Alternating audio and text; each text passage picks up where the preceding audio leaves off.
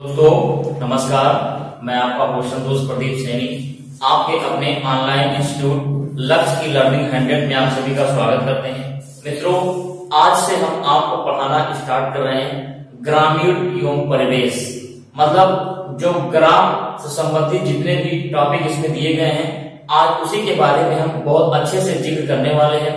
तो आज से हम इस टॉपिक को स्टार्ट कर रहे हैं, जिसमें सबसे पहले हम लोग पढ़ेंगे ग्राम समाज एवं विकास, मतलब विलेज सोसाइटी एंड डेवलपमेंट। आज इसके बारे में बहुत अच्छे से जिक्र करने वाले हैं। आप पूरे वीडियो को लास्ट तक देखिएगा, तभी कुछ सीखने को मिलेगा। देखिए मित्रों, वीडियो को जो है कई पार्ट में तोड़ के बनाएंगे, मतलब हम 20 मिनट 25 मिनट की अधिकतम क्लास लेंगे। इससे क्या होगा, जो आप बैठ के देखते हैं आपको बोरियत न महसूस हो, आप बहुत अच्छे से क्लास को अटेंड कर पाए, ये हमारा प्रयास रहेगा। उसके बाद आगे हम आपको पढ़ाएंगे खसरा, खतौनी, जमाबंदी, है ना, फिर कैसे नक्शे होते हैं, बीघा, एकड़, ये सब चीजें क्या होते हैं, इन सब का जिक्र हम आगे करेंगे। लेकिन आज जो इसमें बेसिक चीजें होती हैं जो हमें जानने की बहुत जरूरत होती है, आज उसी पे हम चर्चा करने वाले हैं। तो चलिए सबसे पहले स्टार्ट करते हैं एकदम बेसिक से। ये आपको जानना बहुत जरूरी है। अगर आपको लेखपाल बनना है तो इसको जरूर जानिए। लेखपाल बनना हो या ना बनना हो, नॉलेज के लिए बहुत ही जरूरी है इस चीज को जानना। चलिए मित्रों जो स्टार्ट करते हैं आज, सबसे पहले हम बेसिक से बताना शुरू करते हैं। जैसे मित्रों थोड़ा सा पहले बैक में चलते हैं, समझाने का प्रयास करते हैं। जैसे मान के चलिए एक अपना देश है ना, ये अपना देश है। देश तो पहले भी हुआ करता था, लेकिन देश के अंदर अलग अलग विभाजन हुए करते थे। जैसे मतलब उत्तर का राजा कोई अलग है, दक्षिण भारत का राजा कोई अलग है, मगध का कोई अलग है, तो पूर्वोत्तर भारत का कुछ अलग है। मतलब जैसे अलग अलग राजाओं का अलग अलग अपना क्या होता था, रहन सहन अलग अलग होते थे। इस तरह जानते हैं आप लोग, जिसको हिस्ट्री की बात है सब। लेकिन ये क्या करते थे, ये कहते थे हमारा देश है, ये हमारा देश है, ये हमारा देश है। थे तो सब भारत के अंदर ही, लेकिन भारत के अंदर भी ये विभाजन हुआ करता था। लेकिन वर्तमान समय में ये सिस्टम नहीं है। सिस्टम क्या है वो हम बताने चल रहे हैं, वो हम बताने आपको चल रहे हैं सिस्टम क्या है। अब देखिए मित्रों, वर्तमान में क्या है, वर्तमान में तो एक देश है। क्या है, वर्तमान समय में एक देश है। चलिए लिख देते हैं, वर्तमान समय में आपका एक देश है। अब देश के अंदर क्या है, देश के अंदर क्या बना दिया गया, प्रांत बना दिया गया। क्या बना दिया गया, प्रांत या राज्य में या तो स्टेट कहें, है ना। इसको किस आधार पे बनाया गया, इसको बनाया गया जो भारत की रहन सहन है, भारत की अपनी संस्कृति है। अलग अलग संस्कृति को देखते हुए अलग अलग राज्यों को जो है क्या कर दिया गया, डिवाइड कर दिया गया। तो आपका तो ये हो गया, एक चीज समझ आया। अब इसके नीचे क्या बनाया गया, इसके नीचे बनाया गया मंडल को। क्या बनाया गया, मंडल। ये मंडल क्या होता है सर, मंडल जो है कई जिलों का एक समूह होता है। बात समझ रहे हैं, ये कई जिलों का एक समूह होता है। वो आगे जब हम मंडल पढ़ाएंगे, अब देखेंगे अपनी यूपी में कितने मंडल हैं, वहां सब बात करेंगे। ठीक है, मंडल हुआ। मंडल के नीचे क्या होता है, तो मित्रों मंडल के नीचे आपका होता है डिस्ट्रिक्ट होता है ना, डिस्ट्रिक्ट होता है यानी जिला होता है। अब जिले के नीचे क्या होता है, तो जिले के नीचे मित्रों क्या होता है, वो आपका होता है तहसील। क्या होता है, तहसील होता है। और तहसील के नीचे क्या होता है, तहसील के नीचे आपका क्या होता है, आपका होता है विलेज यानी ग्राम होते हैं। मतलब वर्तमान समय में आपके ये सिस्टम है जो देश को संचालित किया जाता है इस तरह। जैसे एक आपका देश है, देश तभी हुआ करता था, आज भी देश है। देश के अंदर संस्कृति के हिसाब से क्या किए, अलग अलग बांटे प्रांत बना दिए, राज्य बना दिए। उसके बाद राज्यों के नीचे इन्होंने क्या किया, मंडल बना दिया। मंडल के नीचे क्या किए, जिला बना दिए। जिले के अंदर क्या किया गया, तहसील बना दिया गया। अब देखिए मित्रों, ये जो तहसील है, तहसील को कहीं कहीं तालुका भी बोला जाता है। इस चीज को बहुत बारीकी से आप याद करिएगा। अगर कहीं तहसील का जिक्र ना करके सीधे तालुका की बात करें तो आप समझिएगा तहसील ही कह रहा है। तो तहसील हो गया, उसके बाद क्या हुआ, ग्राम हो गया। आप इस चीज को समझ गए होंगे। इसको हम रेस करते हैं, उसके बाद जो है फिर आगे बात करने चल रहे हैं। अब देखिए मित्रों, ये जो सिस्टम है, इस देश को चलाने के लिए सरकार को किसकी जरूरत पड़ती है? सरकार को राजस्व की जरूरत पड़ती है, रेवेन्यू की जरूरत पड़ती है। और रेवेन्यू आता कहां से, उसको जानेंगे। देखिए मित्रों, चलिए हम इसी बता रहे हैं, फिर रेस करते हैं। ये जो राजस्व है, किसी भी देश की जो सरकार चलती है वो आपके इसी से संचालित होती है, राजस्व से। राजस्व का मतलब हम सीधे कह सकते हैं अपनी भाषा में क्या, कमाई। क्लियर, इसको हमने कमाई कह दिया। अब देखिए मित्रों, अब बात आती है कि ये सरकार यहाँ से मतलब जो सिस्टम है चलने का, लेकिन सरकार कैसे राजस्व कमा लेती है? जी हाँ, कमा लेती है। वही हमको जानना बहुत जरूरी है। जैसे आपका क्या किया, जैसे गांव में जमीन होते हैं, जमीन है आपके पूरे भारत में, ठीक है, उन पे क्या करना, टैक्स लगा देना, यानी लगान लगा देना, लगान लगा देना। और टैक्स कहां से लेती है? जैसे हम लोग वाहन खरीदते हैं, गाड़ी खरीदते हैं, कोई सामान खरीदते हैं, क्या करते हैं, टैक्स भरते हैं, वहां से भी लेती है। जैसे मान लीजिए हम एग्जाम्पल देते हैं, आरटीओ ऑफिस होती है जहां से आप गाड़ी का रजिस्ट्रेशन कराते हैं, है ना, यहाँ पे भी हम दे देते हैं टैक्स। तो इस तरह का जो टैक्स भरा जाता है, उसी टैक्स से इन सब का पूरा सिस्टम जो है संचालित होता है। ये तो रही एकदम बेसिक बात।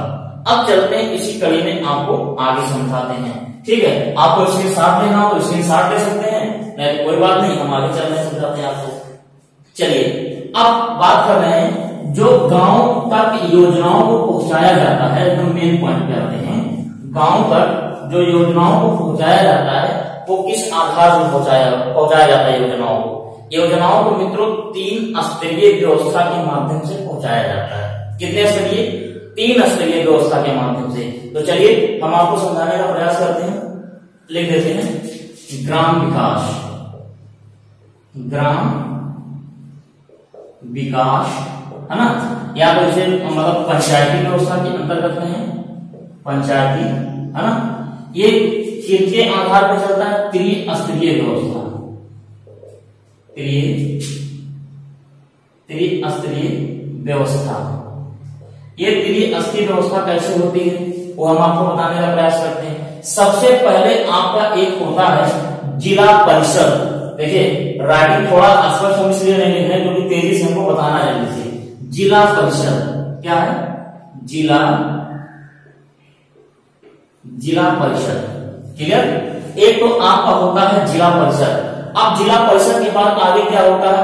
होता है खंड। जिला परिषद होता है, उसके बाद आपका होता है खंड होता है। खंड को हम ब्लॉक भी कहते हैं, ब्लॉक, है ना, ब्लॉक कहते हैं। इसको एक नाम से और जानते हैं, प्रखंड कहते हैं। क्या कहते हैं? प्रखंड कहते हैं। अब देखिए मित्रों, जो गांव तक विकास मतलब जो गांव तक योजनाओं को पहुंचाया जाता है गांव के डेवलपमेंट के लिए, यही 3 सिस्टम है। 3 सिस्टम क्या है हम बता रहे हैं आपको। एक हमने बताया जिला परिषद बताया, उसके बाद क्या बताया? खंड बताया। खंड को आपको ब्लॉक या प्रखंड भी बोलते हैं। उसके बाद जो लास्ट वाला होता है उसे बोलते हैं ग्राम पंचायत। क्या बोलते हैं? ग्राम पंचायत। ठीक है, ये 3 सिस्टम होते हैं। इन 3 सिस्टम के माध्यम से जो है गांव के विकास के लिए योजनाएं पहुंचाई जाती हैं। कैसे पहुंचाई जाती है चलिए जानते हैं। देखिए मित्रों, ये जो जिला होता है, जिला तो काफी बड़ा होता है, हम लोग जानते हैं। अब लेकिन ये जो खंड होते हैं, खंड, ब्लॉक, प्रखंड, ये तीनों एक ही नाम है। ये लेकिन जो क्या होते हैं, ये छोटे छोटे स्तर पर होते हैं। फॉर एग्जाम्पल जैसे मान के चलिए आपका आगरा एक जिला है ना, आगरा एक जिला है आपका। अब आगरा के अंदर कई खंड होंगे, ब्लॉक होंगे कई, ठीक है, कई ब्लॉक होंगे। मतलब जैसे जो तहसील होते हैं ना, तहसील के अंतर्गत इसे रखा जाता है। जैसे आप जानते हैं कि विधानसभाओं का चुनाव होता है तो जिला को विधानसभाओं में बांट देते हैं, हालांकि उसकी अलग प्रक्रिया है। लेकिन ये ब्लॉक जो होता है, ये समझिए कि एक जिले में कई ब्लॉक होते हैं, ऐसा कह सकते हैं। ठीक है, आपका ये खंड हो गया। अब इसके बाद यहां से कहां पहुंचाई जाती है? आपके ग्राम पंचायत तक योजनाओं को पहुंचाई जाती है। ग्राम पंचायत के माध्यम से गांव में योजनाओं को पहुंचाई जाती है। इतना तो आपको समझ में आ गया होगा। चलिए अब आगे समझा रहे हैं आपको। अब देखिए मित्रों, इन सिस्टम को चलाने के लिए एक इंचार्ज की जरूरत पड़ती है। किसकी? इंचार्ज की जरूरत पड़ती है। देखिए मित्रों, कईयों को तो ऊपर से निकल जा रहा होगा इस चीज को, लेकिन आप घबराइएगा नहीं। जितनी भी वीडियो इससे संबंधित पढ़ते रहेंगे, सब वीडियो को लास्ट तक पूरा वीडियो देखिएगा, आपको बहुत अच्छे से समझ में आएगा। एक बात और कहना चाहूंगा, आगे बढ़ते समय कहूंगा कि जो भी मित्र अभी तक चैनल को सब्सक्राइब नहीं किए, चैनल को सब्सक्राइब कर दीजिए, बेल आइकन को प्रेस कर दीजिए और अधिक से अधिक अपने मित्रों को शेयर कर दीजिए। देखिए मित्रों, आप लोग के प्यार से ये परिवार, लक्ष्य परिवार जो है धीरे धीरे बड़ा हो रहा है। संख्या जैसे जैसे आप लोग की बढ़ रही है, वैसे वैसे हमारी टीम की पूरी जिम्मेदारियां बढ़ रही हैं। तो देर न करते हुए आगे बढ़िए। तो चलिए हम आपको समझा दें खंड, ब्लॉक, प्रखंड और ये आपका ग्राम पंचायत। हमने कहा इस सिस्टम को चलाने के लिए क्या हुआ, इस सिस्टम को चलाने के लिए हमें एक इंचार्ज नियुक्त करने की जरूरत महसूस हुई। लेकिन इसी कड़ी में वो जरूरत कहाँ होती है, कैसे होती है, इसको समझने से पहले कुछ बेसिक बातें हम कर लेते हैं जो हमको जानना बेहद जरूरी है। क्या जरूरी है, चलिए वो बता देते हैं। हमने एक जो है आता है उत्तर प्रदेश राजस्व अधिनियम, एक अधिनियम आता है, उस अधिनियम का नाम रहा है उत्तर प्रदेश राजस्व संहिता। इसको रेस करते हैं आगे, उत्तर प्रदेश राजस्व संहिता 2006, उत्तर प्रदेश राजस्व संहिता 2006। ये एक अधिनियम आता है, ठीक है। ये अधिनियम में क्या हुआ, ये अधिनियम में आगे चल के इसमें 2016 में जो है क्या कर दिए जाते हैं, संशोधन कर दिए जाते हैं। क्लियर? इस अधिनियम में आपके संशोधन कर दिए जाते हैं। और एक चीज और जानिएगा, ये जो अधिनियम आता है उत्तर प्रदेश राजस्व अधिनियम संहिता, ये सबसे बड़ा कानून है। क्या है? सबसे बड़ा कानून है।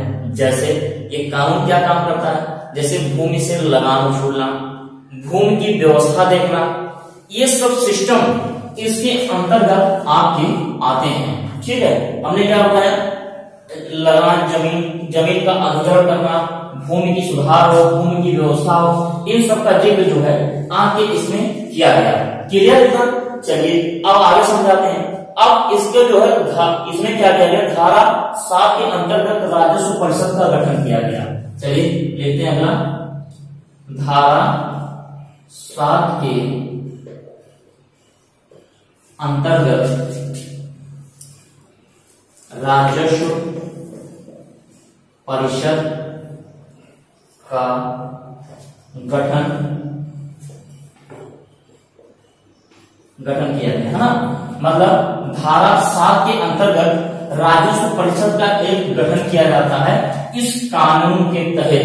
मतलब ये उत्तर प्रदेश राजस्व संहिता के अंतर्गत एक राजस्व परिषद का गठन किया जाता है। लेकिन इस गठन करने के बाद इसमें 2 सिस्टम रखे गए, 2 प्रावधान किया गया। वो प्रावधान क्या है वो हमको समझना है। इसमें एक सिस्टम बनाया गया जो है प्रशासन काम करने के लिए, प्रशासनिक सिस्टम, प्रशासन, ठीक है। एक प्रशासन सिस्टम बनाया गया। दूसरा क्या बनाया गया, दूसरा बनाया गया न्यायालय सिस्टम, ठीक है। इसके अंतर्गत बनाया गया।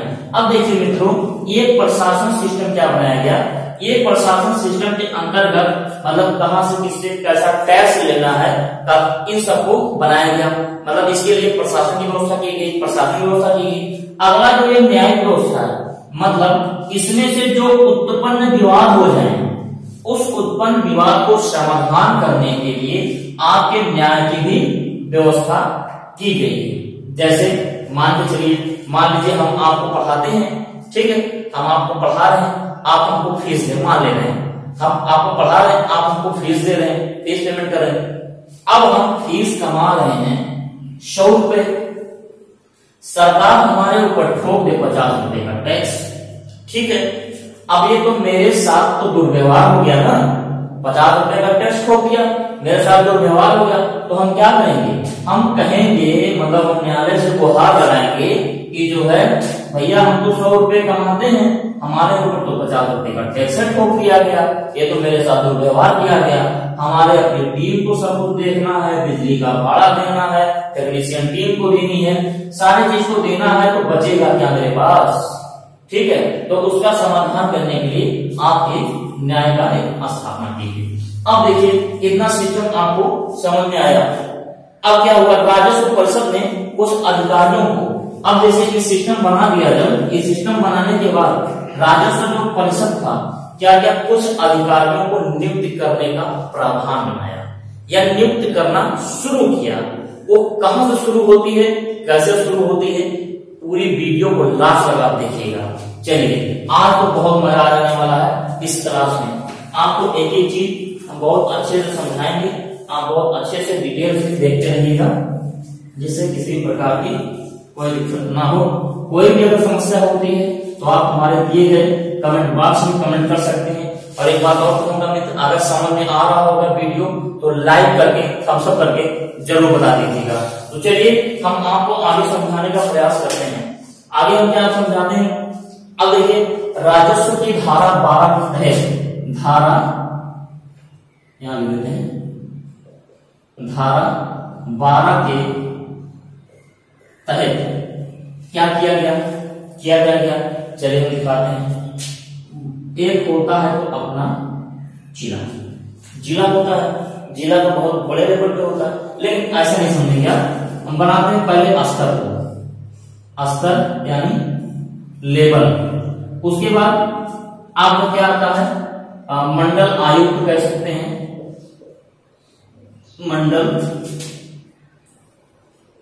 मंडल आयुक्त या क्या कहेंगे, इंचार्ज। ठीक है, ये आपका इस सिस्टम को समझिएगा बहुत ध्यान से, आपको बहुत कुछ समझ में आने वाला है। अब देखिए ये आपका स्तर है। अब सबसे पहले हम बात कर रहे हैं किसकी, जिला की बात कर रहे हैं, है ना। जिले स्तर पे कौन होता है, जिले स्तर पे आपका होता है कौन, डीएम साहब होते हैं, है ना, डीएम साहब होते हैं, या क्या कह सकते हैं हम इन्हें, कलेक्टर भी कह सकते हैं, है ना। डीएम होते हैं और क्या होते हैं, कलेक्टर होते हैं, या डीएम का या कलेक्टर का बात एक ही होता है। चलिए इस चीज को आप समझ गए होंगे, लेकिन मित्रों एक चीज इसमें समझने वाली बहुत जरूरी चीजें हैं हमको जो समझना चाहिए। ये जो डीएम होता है और जो कलेक्टर होते हैं, दोनों के तो अलग अलग मायने निकलते हैं। जैसे डीएम का मतलब हो गया डिस्ट्रिक्ट मजिस्ट्रेट, जिसे हम हिंदी में जिलाधिकारी कहते हैं। एक कलेक्टर होता है, कलेक्टर का मतलब होता है कलेक्ट करने वाला, क्या करने वाला, कलेक्ट करने वाला। मतलब जिले का जो राजस्व होता है वो कलेक्ट करने का काम कौन करता है, कलेक्टर करता है। तो इसका मतलब ये दो काम करते हैं, कौन कौन, एक तो राजस्व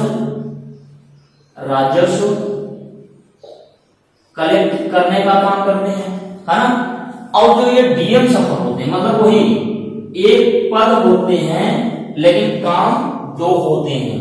डीएम का काम होता है न्याय व्यवस्था को देखना, किसको, न्याय व्यवस्था को देखना।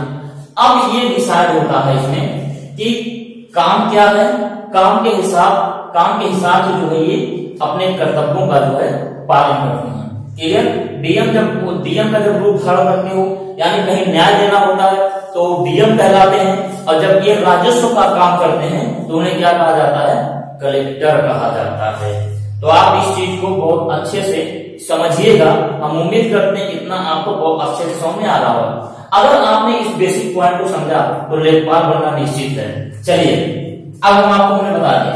अब इसके अंतर्गत क्या होता है, जिले के अंतर्गत होता है अनुभाग। क्या होता है, जिले के अंतर्गत आपका होता है अनुभाग। अनुभाग का मतलब ये ऐसा एरिया होता है जो जिले के अंतर्गत बटे होते हैं कई हिस्सों में। अब इसके अंतर्गत कौन आते हैं, अब देखिए अनुभाग के अंतर्गत कौन आते हैं, अनुभाग के अंतर्गत आप क्या आते हैं, एसडीओ साहब। कौन आते हैं, एसडीओ, है ना, सब डिवीजन ऑफिसर। क्या लिखेंगे, सब सब डिवीजन ऑफिसर, ये सब डिवीजन ऑफिसर आपके होते हैं, ठीक है। एसडीओ, देखिए जैसे यहाँ पे डीएम 2 पद होता है, उसी तरीके से एसडीओ होता है। एसडीओ का जो दूसरा पद होता है उसे कहते हैं हम लोग एसडीएम। क्या कहते हैं? एसडीएम कहते हैं, ठीक है। अब देखिए आपने देखा इस तरीके से डीएम को हमने कलेक्टर कहा, क्या काम करता है? न्याय व्यवस्था का काम देखता है, जो डीएम कहलाता है। जब राजस्व व्यवस्था का काम देखता है तो क्या कहलाता है? कलेक्टर कहलाता है। लेकिन एसडीओ जब आपका देखिए सब डिवीजन ऑफिसर, उसके बाद नीचे क्या है? सब डिस्ट्रिक्ट मजिस्ट्रेट। इसमें अब क्या काम होता है? इसके अंतर्गत जो है ये भी मतलब इसी सिस्टम से काम करते हैं, मतलब इसके अंतर्गत जो है देखिए ये भी एसडीएम जो होता है, एसडीएम भी क्या करता है? न्याय का काम करता है। किसका? न्याय का काम करता है। लेकिन इसके अंतर्गत जो है कई तहसील आती हैं। क्या आती हैं? कई तहसील आती हैं। तो आप इस चीज को समझे होंगे। अब इसके बाद हम एक एक चीज को बताना प्रारंभ कर रहे हैं, आपको बहुत अच्छे से समझ में आएगा। देखिए जो प्रशासन, मतलब ये जो ऊपर का शासन होता है, शासन 2 तरीके से काम करती है ना। अभी वो आगे देखिएगा कैसे 2 तरीके से काम करती है। तो आपने देखा एसडीएम तक। अब हम बताएं कि एसडीएम जो होता है, एसडीएम के नीचे मतलब ये क्या होता है? Sub division officer. इसके अंदर कई तहसीलें आती हैं। एसडीएम जो मतलब ये एसडीओ जो होते हैं, इसके अंदर कई तहसीलें आती हैं। ये अपने अपने समय पर अपने अपने कर्तव्यों का जो क्या करते हैं? निर्वहन करते हैं। तो हम उम्मीद करते हैं इतना आपको समझ में आ गया होगा। चलिए अब आगे बात करते हैं। अब देखिए हमने कहा जो है एसडीएम के अंतर्गत या एसडीओ के अंतर्गत जो है कई तहसीलें आती हैं। क्या आती हैं? कई तहसीलें आती हैं। इतना समझ में आ गया? क्या आती हैं? कई तहसील आती है। अब तहसील का हेड कौन होता है? तो तहसील का जो हेड होता है उसे कहते हैं तहसीलदार। क्या कहते हैं? तहसीलदार कहते हैं। समझ आया? मतलब तहसील का हेड कौन होता है? आप मतलब तहसील किसके अंतर्गत आती है? एसडीएम के अंतर्गत आती है। उसके बाद ये जो तहसील का हेड होता है, हेड कौन होता है? तहसीलदार होता है। आपको इतनी बात समझ में आ गई होगी। अब देखिए तहसील के फिर इसके नीचे कौन आता है? तहसीलदार के नीचे देखिए कभी कभी होता क्या है, जब ये तहसील काफी बड़ी होती है ना, तहसील जब काफी बड़ी होती है तो तहसीलदार अकेले उस भार को नहीं संभाल पाता, तो क्या करता है? इसके अंतर्गत एक नायब तहसीलदार की नियुक्ति की जाती है। मतलब तहसीलदार के नीचे कौन होता है? नायब तहसीलदार। ये आपका नायब तहसीलदार होते हैं। समझ में आ गई इतनी बात? चलिए अब इसके नीचे कौन होता है? इसके नीचे मित्रों होता है रेवेन्यू इंस्पेक्टर, जिसे हम लोग कहते हैं कानून को। क्या कहते हैं? कानून को। चलिए लिखते हैं कानून को। हम लोग सुनते हैं ना कि कानून को साहब आ गए, है ना? कानून को हो गया। आपने देखा तहसील का मतलब किसके अंतर्गत आती है? एसडीएम के अंतर्गत आती है। इसका हेड कौन होता है? तो तहसीलदार होता है। तहसीलदार के नीचे कौन सा पद आता है? तो आपका आता है नायब तहसीलदार।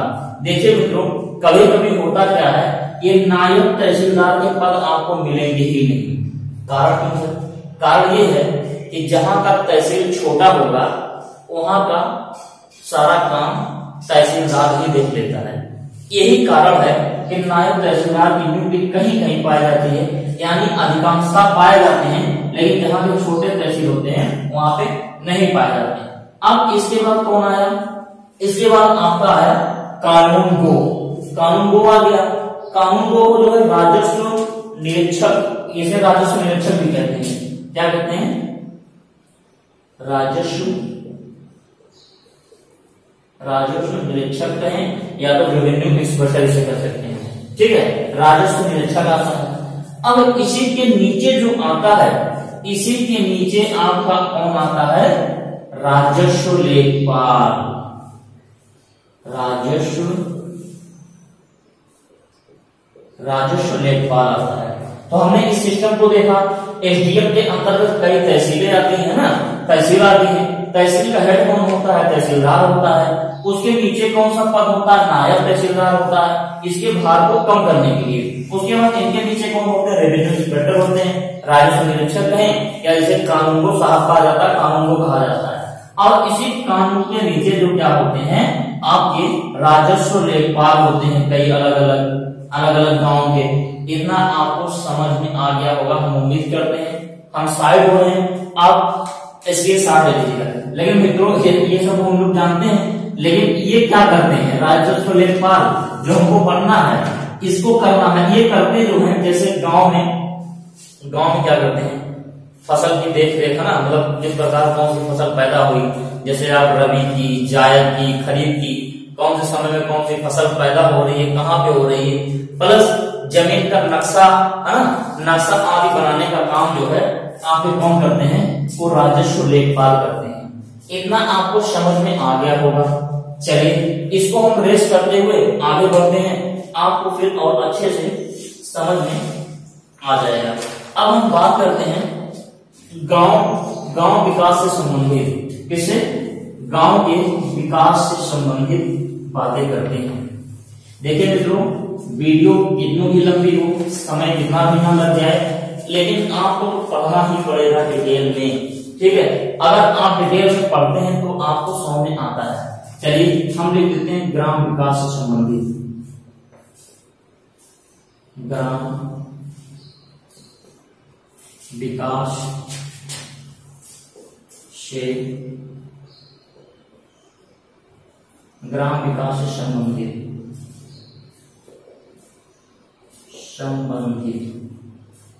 विकास से संबंधित इसके अंतर्गत क्या होता है, इसको हम जानेंगे। बहुत अच्छे से बारीकी से समझने का पूरा प्रयास करते हैं। इसमें सबसे पहले हम जानेंगे मित्रों, एक तो होता है जिला अपना।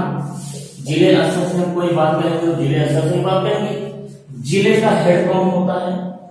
तो डीएम साहब भी होते हैं, सभी को पता है। लेकिन जो ग्राम विकास से संबंधित होता है ना, उसे हम कहते हैं सीडीओ। क्या कहते हैं? CDO, chief development officer. आप लिख सकते हैं चीफ डेवलपमेंट ऑफिसर। इसके नीचे आपका सीडीओ होता है। ये गांव के विकास से संबंधित जो योजनाएं बनाता है या जो योजनाएं मेन हो जाता है, जो प्रमुख होता है, वो आपका होता है सीडीओ, चीफ डेवलपमेंट ऑफिसर, जिसे हम क्या कह सकते हैं? मुख्य विकास अधिकारी। क्या कह सकते हैं? मुख्य विकास अधिकारी। ठीक है मित्रों, इतना आपको समझ आया होगा। ग्राम के विकास से संबंधित, गांव के विकास से संबंधित कैसे होती, सिस्टम कैसे चलता है, बहुत समझने का प्रयास किया। जिले लेवल पे कौन होता है? डीएम साहब होते हैं। लेकिन ये जो एक पद होता है गांव के विकास करने से संबंधित, ये होता है सीडीओ का।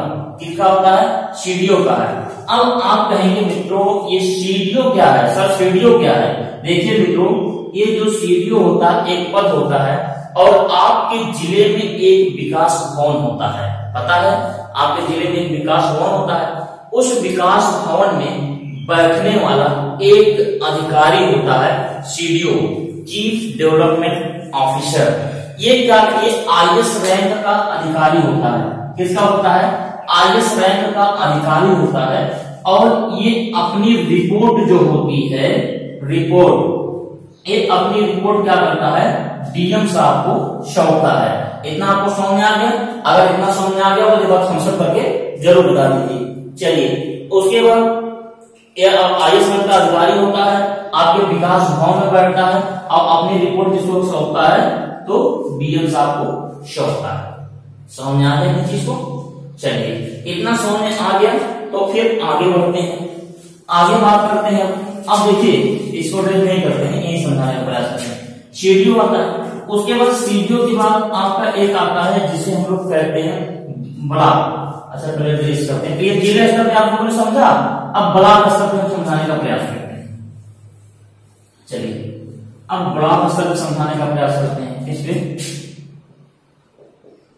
ब्लॉक स्तर पे। ठीक है, अब देखिए मित्रों, ब्लॉक स्तर पे जो एक प्रमुख अधिकारी होता है उसे हम कहते हैं बीडीओ। क्या कहते हैं? बीडीओ। बीडीओ देखिए बी फॉर बॉल वाला है, बीडीओ इसका मतलब होता है ब्लॉक डेवलपमेंट ऑफिसर। क्या कहते हैं? ब्लॉक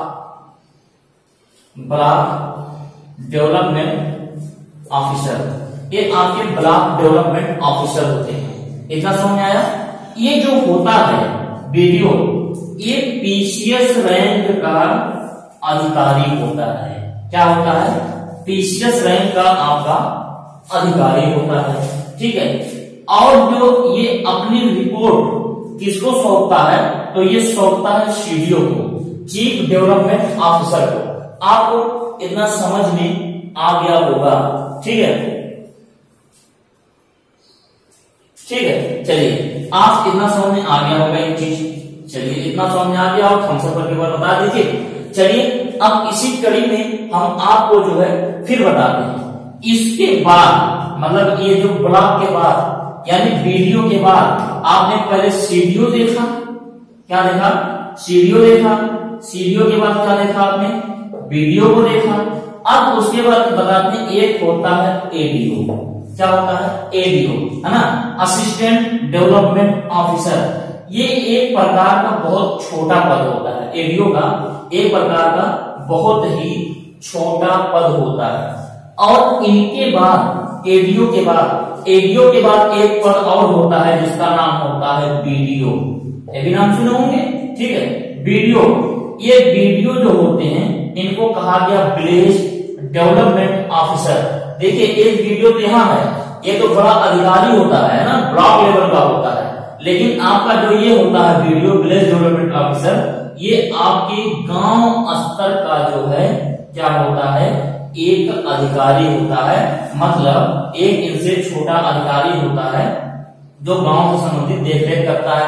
जैसे गांव में कोई प्रधानमंत्री सड़क योजना बनवाना है ना, या कोई काम और करवाना है, तो इसके अंतर्गत काम किए जाते हैं बीडीओ के। ठीक है, इसके बाद जो आपके आते हैं वो आते हैं राजस्व लेखपाल। क्या आते हैं? राजस्व लेखपाल। ये मित्रों जो राजस्व लेखपाल होते हैं, राजस्व लेखपाल भी एक तरह का जो है क्या होता है? गांव स्तर पे जो है एक छोटा अधिकारी होता है। इतना आपको समझ में आ गया है? अगर इतना समझ गए होंगे थम्स अप करके बता दीजिए। इसके बाद हम आपको एक स्लाइड दिखा रहे हैं, उस स्लाइड में दोनों विशेष अंतर आप पूरा समझेंगे। हम स्लाइड हो रहे हैं, आप इसके साथ ले लीजिए, स्लाइड दिखा रहे हैं। चलिए मित्रों देखिए, आप सामने दूसरी स्लाइड ले आए हैं। हमने बताया तो अभी तक आपको बहुत अच्छे से समझ में आ गया होगा। अब आगे इस स्लाइड में बताने वाले क्या हैं उसी को हमने इंक्लूड कर दिया है। इसमें देखिए लिखा हुआ गांव में प्रशासन दो मकसद से होता है। क्या? गांव में जो प्रशासन के काम होते हैं वो दो मकसद से किए जाते हैं। दोनों मकसद क्या होता है वो आप देख लीजिए। एक तो होता है राजस्व कलेक्ट करना, यानी रेवेन्यू जो है कलेक्ट करने का काम होता है। एक काम होता है डेवलपमेंट से, यानी गांव के विकास को लेकर भी एक काम होता है। तो आप देख रहे होंगे जो प्रशासन किया जाता है, प्रशासन इन्हीं दो मकसद से किया जाता है। आपको सारी चीजें समझ में आ रही होगी। चलिए इसको हम दिखा देते हैं। देखिए मित्रों जो जिले स्तर पे होता है, जिले स्तर पे कौन होता है? वो आपका डीएम होता है। डीएम कैसा होता है? डीएम हेड होता है जिले का। तो इसका मतलब चाहे राजस्व की बात हम करें और चाहे डेवलपमेंट से संबंधित बात करें, डीएम जो है दोनों जगह का क्या होता है? आपका हेड होता है। समझ आ गया होगा? दोनों जगह का हेड होता है। अब देखिए इसके नीचे डीएम के नीचे कौन होता है? डीएम के नीचे आपके एसडीओ साहब होते हैं। कौन होते हैं? एसडीओ साहब, एसडीएम जिसे हम कहते हैं। इनके अंतर्गत कई तहसील आती है ना। अब तहसील का मुखिया कौन होता है? तो तहसीलदार होता है।